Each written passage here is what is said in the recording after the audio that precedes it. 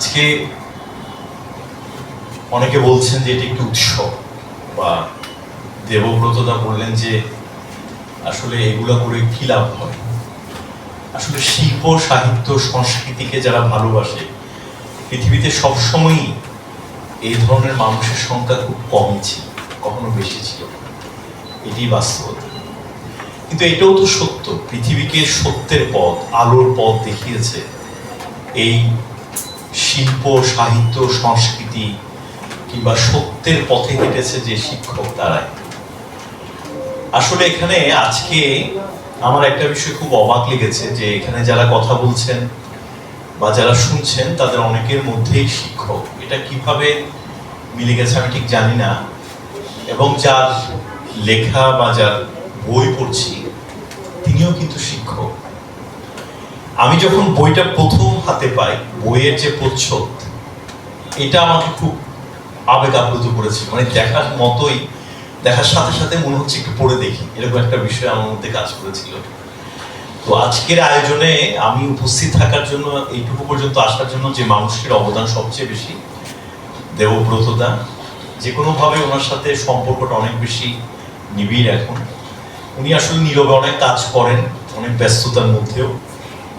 বাঙালির রক্তটা কেমন টুকটুকে লাল, উর্বর, তবে মূল্যটা যত ঝড়ে তত করে, আর ততই অর্জন করে। একুশে আবেগটা কোত্থেকে, একুশের এ আবেগটা কোত্থেকে? অধিকার বোধ থেকে। এর ফলটা তীব্র বেগে মরণকে বরণ করা, অমৃত তত্ত্ব লাভ করা। 21 বিশ্ব মাতৃভাষা দিবস কেন? বাঙালির ত্যাগের স্বীকৃতি দিতে।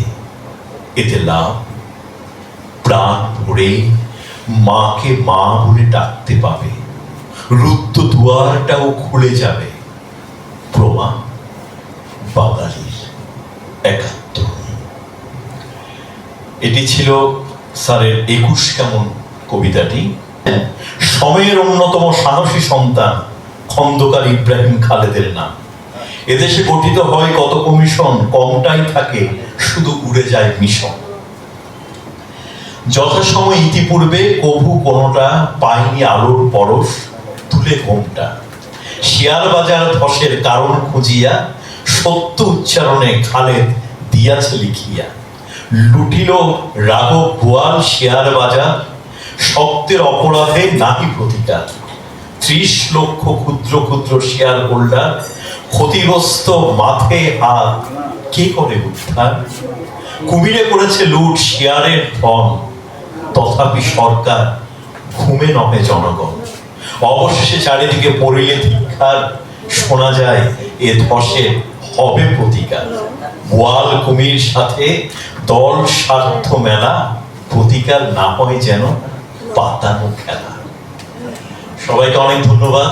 স্যারের সুন্দর জীবন এবং সুস্বাস্থ্য কামনা করছি। ধন্যবাদ সবাই। ধন্যবাদ আপনাকে আপনার চমৎকার আবৃত্তির জন্য।